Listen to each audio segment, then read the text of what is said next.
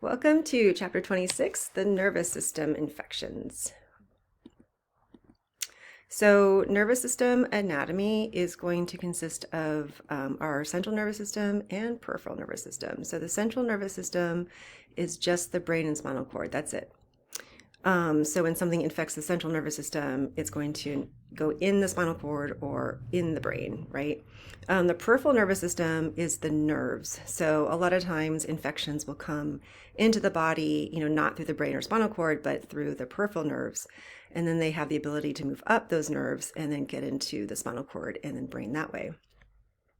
Around our nervous system, we have these protective layers of connective tissue called the meninges.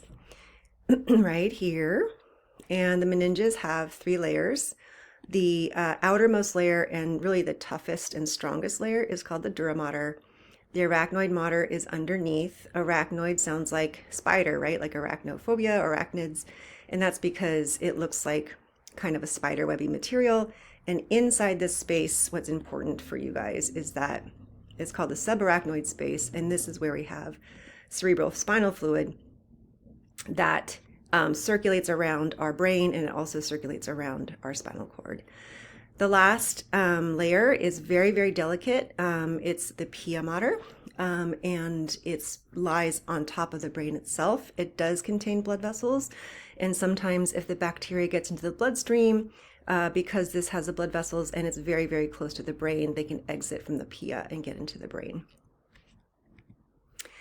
In terms of the neuron, this neuron is going to have a body, and then the incoming messages are sent through the dendrites and the outgoing messages are sent through the axon. Neurons will communicate with other cells through something called a synapse, and the synapse is always going to contain a gap. So there's going to be a very, very small space, but the communication is going to be largely chemicals. So those chemicals are called neurotransmitters. They are stored inside of the neuron that's going to give the messages. So this message is going to go from this neuron, it's going to travel across the cleft, and then this is going to receive those neurotransmitters. So we're going to have vesicles filled with those neurotransmitters in this portion of the neuron, so neuron number 1. What we call this neuron is the presynaptic neuron. So it's before the synapse because the direction of messages is coming this way. And then this is called the postsynaptic neuron, which is receiving the messages of the neurotransmitters. So these neurotransmitters are chemicals. They are going to come out of the vesicle through exocytosis, and they're going to bind to receptors on the surface of the postsynaptic neuron.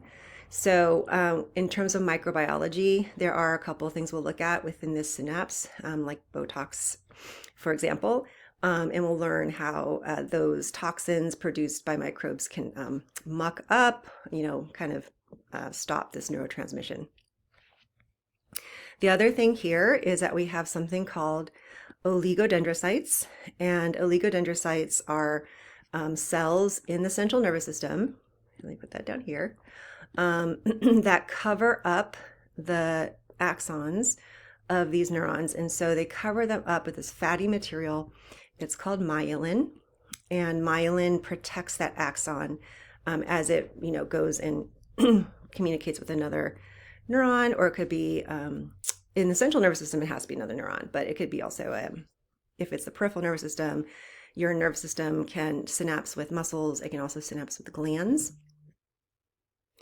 And I think that's all we need to talk about here. Oh, one thing I want to mention is the oligodendrocytes in the central nervous system. Their cousin is a Schwann cell. And the Schwann cell we've talked about in multiple sclerosis. The Schwann cells are going to be found in the peripheral nervous system, but they do exactly the same thing as our oligodendrocytes do. They create a myelin sheath over the axon. And we've learned that when you destroy the myelin sheath, there's damage done to the axon itself. And so that is going to cause disruption in the action potentials that are traveling down the axon. All right, so our blood-brain barrier is next. The brain is protected in a way that's going to control substances from the bloodstream and limit what from the bloodstream limit what goes into the brain and what the brain is exposed to. So the central nervous system has this barrier. So it's exposed to blood or the immune system in this not the same way. It's less permeable than other locations. And these are the reasons why it's less permeable.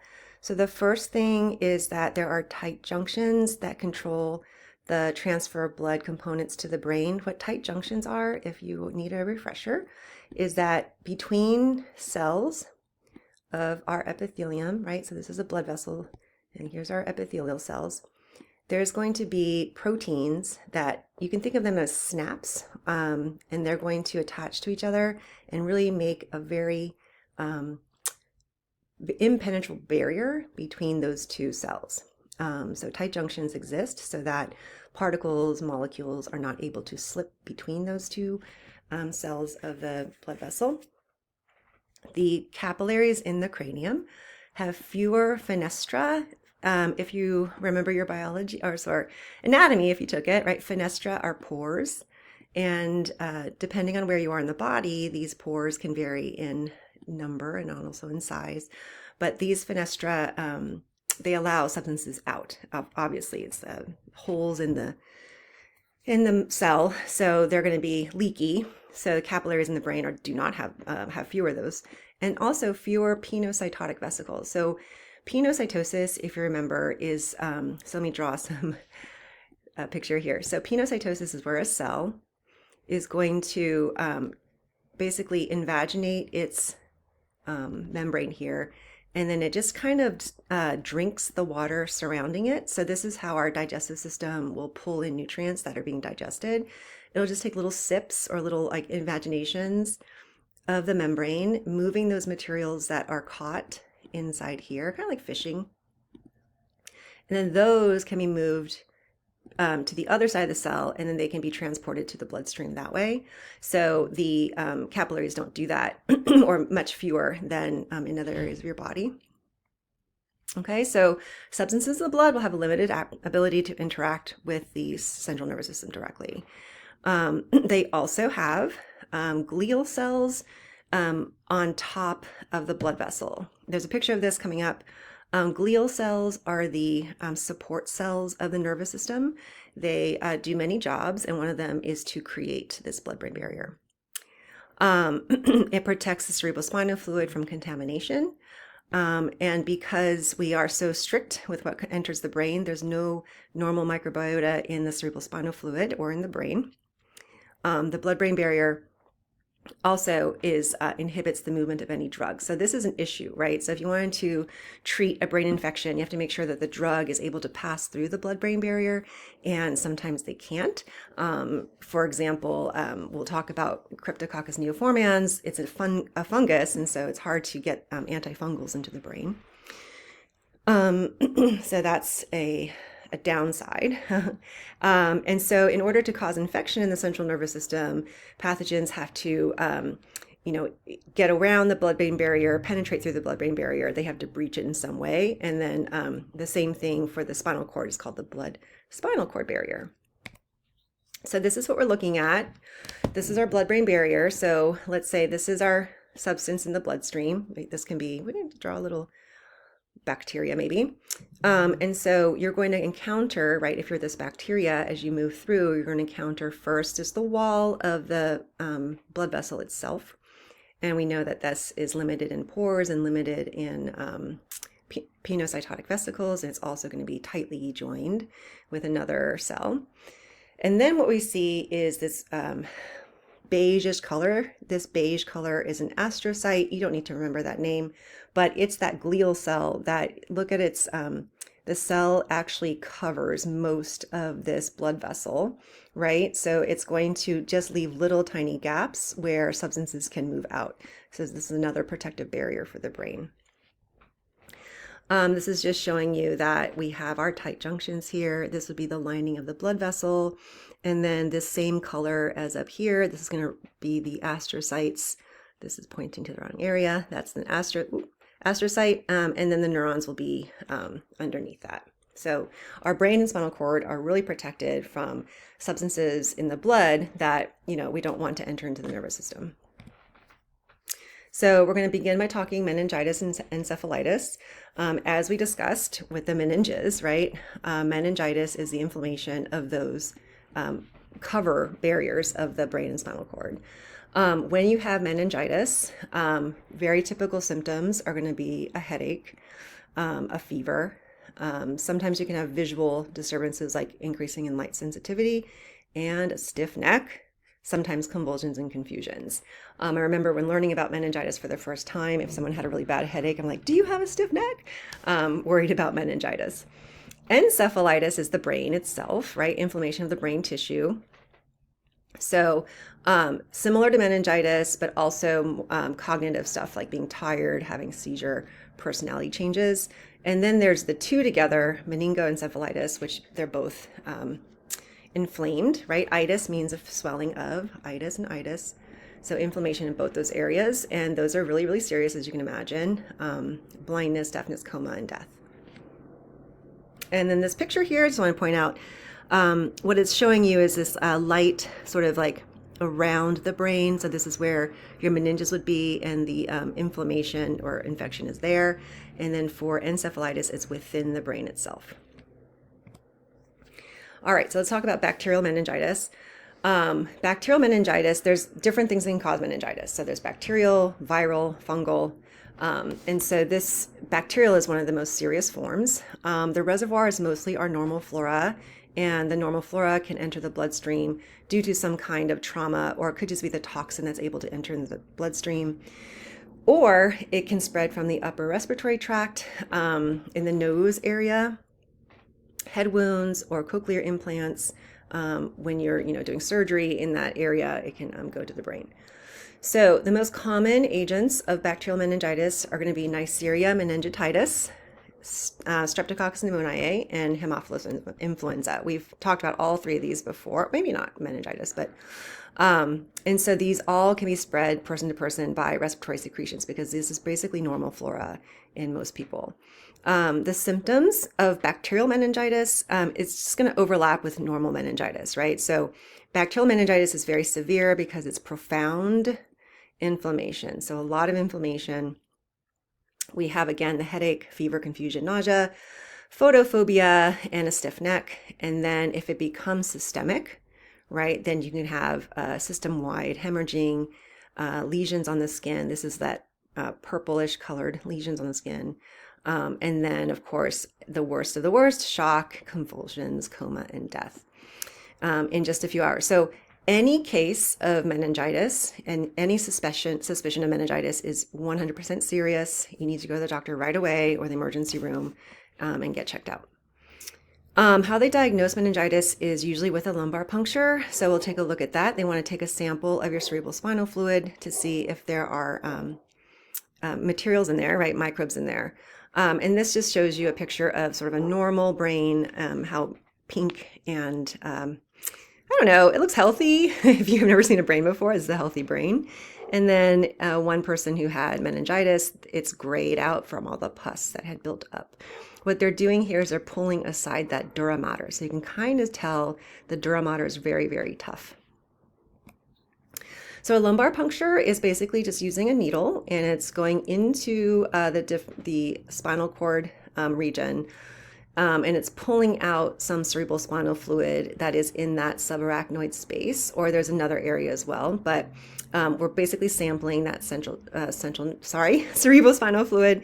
It should be very clear. This is all normal cerebral spinal fluid, extremely clear because there's no cells in it. There's no antibodies to speak of. There's, just nothing that's going to be irritating to the spinal cord. And then if you do see a cloudy sample of cerebral spinal fluid, that means that there's stuff in there. Very, very bad news for that person, right? So that indicates meningitis. The next one that causes meningitis is pneumococcal meningitis, which is going to be Neisseria meningitidis. It's called pneumococcal because it is our Diplococcus, right? So this is the same genus as Neisseria gonorrhea. So it's a Diplococcus gram-negative. And this one, even though it's, causes meningitis, we do have people out there that's part of their normal flora. And the transmission would be normal flora, exposure to droplets or aerosols from patients. And then even this bacteria has been known that when healthcare workers have carried samples of the bacteria, just patient samples, they can actually get that aerosol from the sample, and they've been infected and died from that. So very, very dangerous, and also reminder to, really take your safety and PPE seriously. So how they get into the the CSF is, we already talked about. Sometimes it's trauma, sometimes it's a medical procedure, but most commonly it's by the bloodstream or the lymphatic system. And this particular species can cause epidemic meningitis, and it's very, very serious. So you can see that we can die within a few hours. And if you don't die, then it causes a lot of problems, irreversible nerve damage, lots of damage to the body, even including your extremities if it becomes systemic, and tissue necrosis. The hallmark of this sort of meningitis is this petechial rash. So this is a pinpoint red rash on the skin, or it can be on your mucous membranes. The other two that cause meningitis, streptococcal pneumoniae and Haemophilus influenza, this is side by side. So they both have vaccine. This is a Pneumovax vaccine. This is a HIB vaccine because it's Haemophilus influenza type B. And so they're both given to infants if you're following the correct vaccine schedule. And so this Pneumovax vaccine protects against many strains, but not all of them. And then it's very common. The most common kind of meningitis is for age 2 through adulthood. Again, we know that's the normal flora, not very common in adults, so it crosses the blood-brain barrier. So that's streptococcal pneumoniae. And then we have for HIB, this vaccine targets the ones that cause serious invasion to the nervous system. This one is uncommon, right? Because the HIB vaccine is very effective. And so without it, it is the primary cause of bacterial meningitis. But since there's vaccine, we have it moved to the streptococcal pneumoniae is number 1. Okay, so the intracranial pressure caused by this leads to a 5% mortality rate. So the brain cannot expand. The tissue of the brain, if it's swelling, then the skull is rigid. So all that inflammation that builds up just pushes on the brain, and the brain is a very soft organ. If you think about tofu, if you pick up a block of tofu, that's kind of what the brain would be like. So even if you pick up tofu, your finger marks would put a dent in it, and that's exactly what the brain is like. Our next bacteria here is our tetanus. The disease is tetanus. It's caused by Clostridium tetani, and this is a little different. Actually, this is not a meningitis at all. So we're done with meningitis. We're talking about tetanus now. Very different.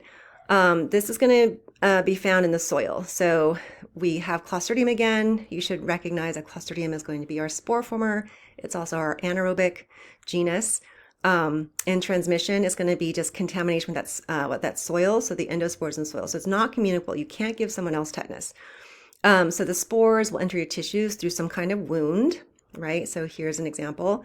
The wound, it can't be like a large gash, because if it's a huge gash and it's exposed to air, the Clostridium will not germinate. But if the tissues are damaged, or if it's a puncture wound, and it has low oxygen supply, or maybe the blood vessels that go there are diseased or not functioning as well as they should, right? Then those Clostridium endospores can germinate. And what's interesting is the bacteria doesn't move around. It just stays there, and there's no inflammation that occurs, but it's making a toxin, and the toxin is called tetanus neurotoxin. It's also been called tetanospasmin, and it gets released at the site of injury, and it works its way to the central nervous system. What this tetanus toxin does is it blocks the relaxation pathway of muscles, so the muscles stay contracted. When you have tetanus, there's three forms of it. Localized tetanus is basically what we're talking about. Oh, sorry, no. Localized tetanus is only the muscle groups here. So the toxin that's produced is only limited to the area. So this person's foot might become contracted. Then we have cephalic tetanus, which is rare, but it comes from the wounds of the head or face.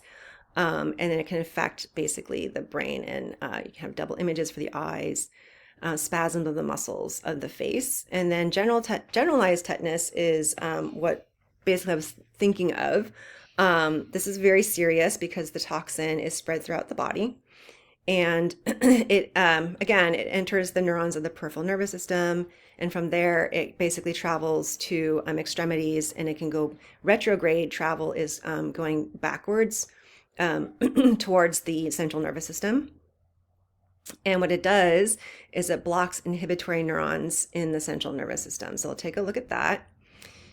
So here's our picture of the sort of characteristic, or like the thing you think about when you hear about tetanus is like, oh, I stepped on a rusty nail. The rust has nothing to do with it. Rusty doesn't mean anything. It's just the fact that the endospores are on the nail.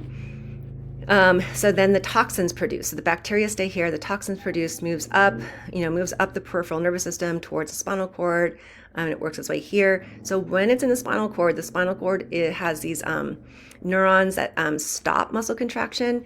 So you have inhibitory and excitatory neurons, where the inhibitory neurons that are negative, right, they're going to allow the muscles to relax.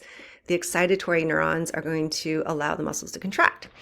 And this one here, right, this tetanospasmin, or the tetanus toxin, is going to take out the inhibitory neurons. It's going to make it impossible for those muscles to relax. And so what you're going to get is a constant contraction message being sent. If you took physiology, we know that GABA is the most common inhibitory neurotransmitter, and this tetanus toxin just blocks the release of GABA. So the disease looks pretty bad. So if you do get this generalized tetanus, usually the first sign of that is your jaw. So you have this locked jaw, unable to open the mouth. This person's suffering from locked jaw right here. As it moves through the body, your muscles can spasm anywhere. They spasm so violently that they can actually pull your tendons off the bone. You can cause bones to fracture because the muscles are so strongly contracted. One very hallmark sign of tetanus is this arched back appearance, and it has a name. I have not said this out loud. Opisthotonos. Okay, I should have looked that up before I started talking, but you guys, we can all say we're all human, right? The spasms also can lead to the larynx and the diaphragm, right? We can't breathe if our diaphragm doesn't move, is locked in a contracted position. So muscles of the chest as well. We have these accessory muscles to breathing, and those are frozen as well. So what happens is that you are suffocating or insufficient oxygen. You die basically of that lack of breathing asphyxiation. So very nasty. We have a vaccine. It's given to everybody. It's in the DTaP vaccine. The A is for acellular. Oh, that's pertussis. Never mind. So the T is the toxin. Booster every 10 years. Are you boosted? And then what kind of vaccine is used for tetanus? So remember, the Clostridium tetani does not move away from the site of injury. So it's that bacteria is not the one that's actually causing the effects here. We want to really attack and have antibodies to the tetanus. So the vaccine for tetanus is going to be a toxoid. Remember, a toxoid is a fake version of the actual toxin. And we create antibodies to the toxoid, and it recognizes the tetanus toxin when it enters our body. So then the antibodies can neutralize the toxin. Oh, this poor sheep, right? Completely locked in a contracted position. Or lamb. All right, another one by Clostridium. So this is botulism, also very, very deadly. Clostridium botulinum, again, found in the soil, spore forming. The kind of food poisoning you get from this is an intoxication type. So it's the toxin that makes you sick. And also, if you remember from intoxication type food poisoning, it's very fast, the onset. Transmission is basically, again, non-communicable. You can't give someone else the botulism. So spores, because it's a naturally existing bacteria in the environment, they're always going to be present in foods and impossible to remove all of them. So under special circumstances, so number one, we know that they germinate in low oxygen, and also a warm environment. And then they produce the toxin when they germinate. So what implicates a lot of cases of botulism is home canning, especially with low acid vegetables, so that the bacteria isn't inhibited by the acid. Fruits, cheese spreads, and smoked meat are also indicated. But home canning is one of those sort of dangerous things if you do home can, right? Or you're, someone who does. I'm sure they are aware of that, but just to make them 100% aware. What's scary is that the toxin doesn't spoil your food. You have no idea it's there. It doesn't even have a smell. It is destroyed by boiling it, but normally if you open up some canned food, you don't really cook it. So because of the threat of botulism, pasteurization, the process of killing most of the bacteria in the food, right? It's not all, but the key target of that is Clostridium botulinum. So let's look at the disease. So this Clostridium botulinum toxin comes into the bloodstream through eating, or it can come through a wound, right? If it's a puncture wound, same thing as tetanus, or you can inhale it. The spores can be inhaled. It will go to the neuromuscular junction. So this is basically that connection between the neuron and the muscle, and specifically the motor neurons. So again, muscle, right? Our skeletal muscle. It will bind irreversibly and prevents the release of the neurotransmitter acetylcholine. And that acetylcholine is what tells the muscles to contract. So instead of a completely contracted muscle, now we have a completely flaccid muscle. The consequence of preventing acetylcholine release is that we have a loss of muscle activity, muscle relaxation, and paralysis. So the botulinum toxin action is pretty interesting. So the symptoms here, right, we can see that a lot of it is with relaxing the muscles. So we have trouble swallowing because those muscles are not being able to contract, slurred speech, trouble breathing, droopy eyelids, etc. And basically just progressive flaccid paralysis and a weakening of the body all over. Your textbook has this passage, what I thought was really interesting. That your experience with botulism can be terrifying because everything remains normal. You're not unconscious. You're still hearing and taking in information, but you are witnessing your body completely stop working in terms of the skeletal muscle. So down here we see that this is a normal. I'm not going to get too technical here, but this is a normal neuromuscular junction. These blue balls would be the acetylcholine, right? So normally the acetylcholine is released through exocytosis and it binds to the receptors on the muscle cell and it tells the muscle to contract. What the botulinum toxin does is, one thing. So in order for these vesicles to move towards the membrane and also to complete exocytosis, there's a very special protein here. You don't need to know the name, but SNAP is the fun name of that protein. And when the botulinum toxin comes in, it actually comes and it breaks up all of those proteins that allow exocytosis. So basically it's your neurons are unable to release those acetylcholine neurotransmitters. And so the muscle just remains relaxed because there's no information telling the muscle to contract. Infant botulism is also very, very scary. The signs are, that weakness of a cry, limpness of the head or body. Because of the limpness of the body, it's called floppy baby syndrome. And botulism can lead to death, especially from our respiratory failure because of the muscles are unable to cause us to breathe. They're too relaxed. And the most common way that babies get this infant botulism is through honey, because honey will have those spores, right? Honey is from the bees outside. They're with, dirt, nature, all that stuff. And honey is usually not, it's not pasteurized. So honey may contain those spores. And an infant's gut is not acidic enough to destroy those spores or to destroy the bacteria when it germinates. So the infant's stomach, being an immature, sort of developing GI tract, is not able to kill those spores and allows the germination to occur. So the spores will germinate, they'll colonize the intestinal tract, and then produce the neurotoxin there. Okay, so if we look at adult versus infant, adult botulism comes from eating the toxin in the food. So it's like a foodborne illness. Same thing here, but the toxin's not produced outside the baby's body. The toxin's actually produced inside the baby's body because the baby has been colonized by that bacteria. Now, Botox, we know this is the short name for the Botox botulinum toxin used for treatment.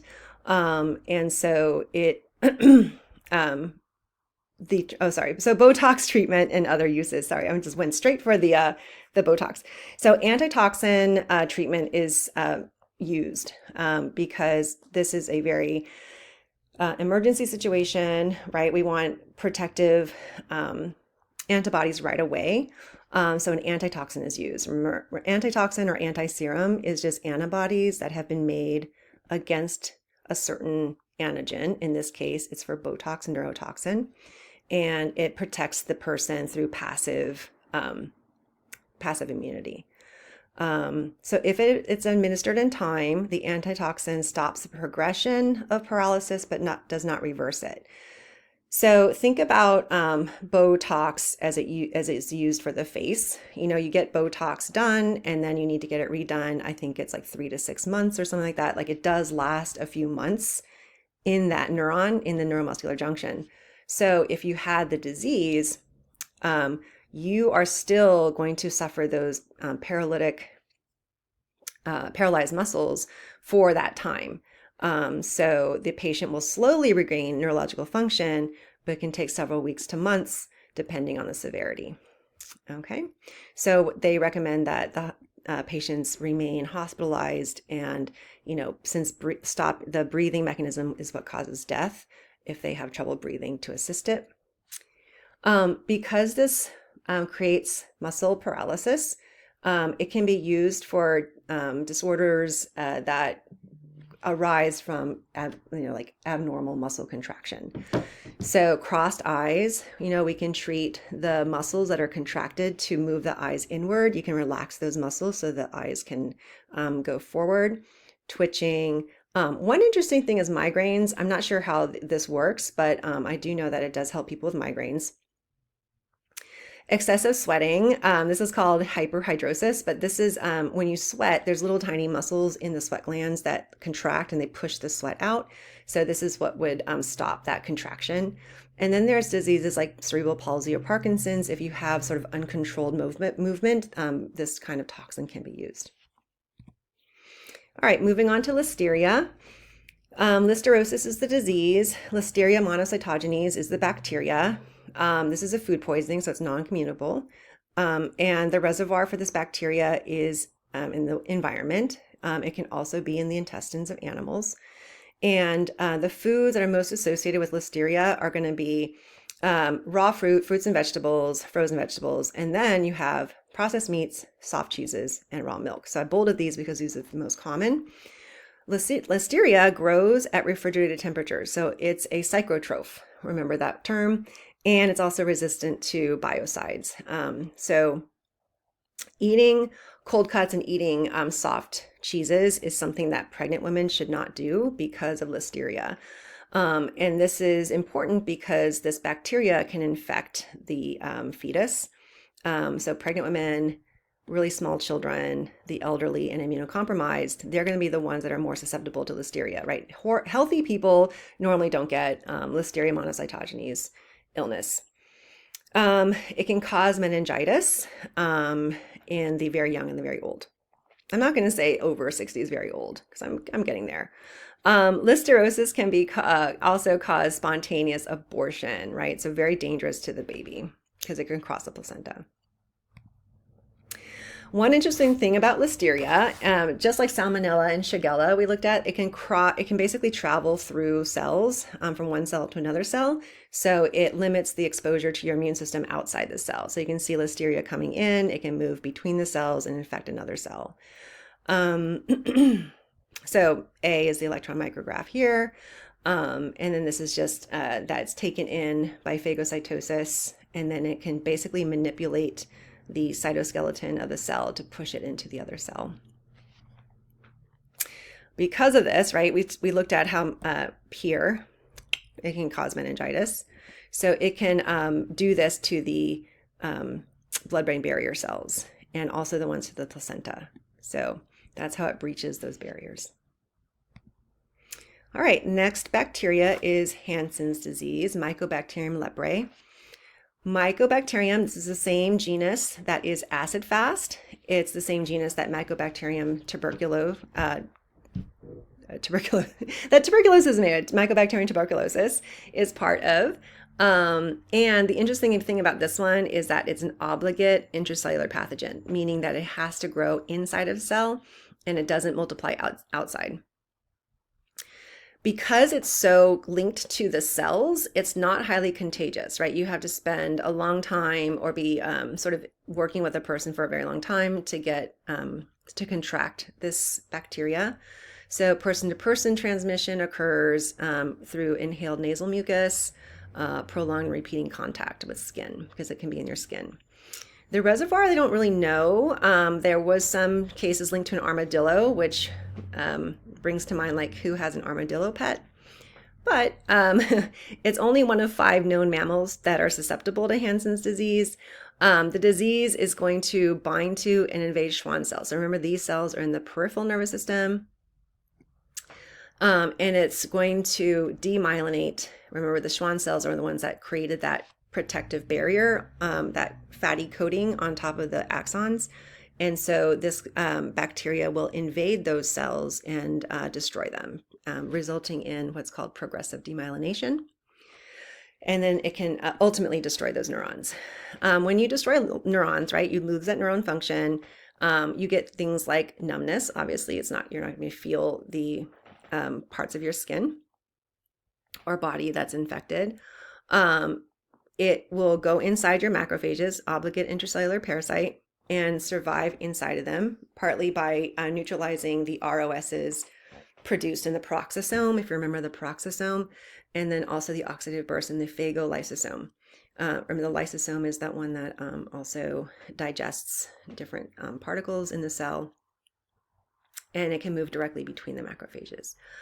So most people who get Mycobacterium leprae are it's a very slow growing bacteria, and you have like basically a lot of there's like years of time where you take to those extreme cases. Most people are treated outpatient. They can be made non-contagious, and there's a vaccine available for places where you have a lot of Hansen's disease. So the 2 forms of Hansen's disease will be your tuberculoid leprosy and the lepromatous form of leprosy. You can see that it is a slow grower, that you might not get symptoms from infection for 2 to 5 years afterwards. But what the tuberculoid looks like is the skin getting a little thicker. We're losing the sensation. And this form of disease in people with an effective immune reaction. So if you're healthy, you have a good immune reaction, this is what you'll see. Recovery can occur spontaneously at times. If not, right, so if your immune system were less immunocompromised for some reason, then we can have that lead to the lepromatous form. In the lepromatous form, which is what these 2 pictures are of, the skin cells are infected and then they form these nodules all over the body. The nodules are basically those macrophages that are filled with those bacteria. Then because of the loss or like the death of the cells, you can have deformation due to the muscle wasting and thickening of the skin. And then chronic tissue damage can lead to the loss of fingers and toes. So fingers and toes, especially, and the face, because those are cooler areas of the body, this bacteria likes to cause infection in those cooler areas. So this is a lepromatous hand, and then these are the nodules that can appear on the skin. All right, so that wraps it up for our bacteria of the nervous system. We had botulinum, leprosy or Hansen's disease, meningitis caused by Haemophilus influenza type B. We have the listeria, we have the meningococcal, which is Neisseria. We have the streptococcus, oh, we did not cover this one, nope. Pneumococcal meningitis, and then tetanus.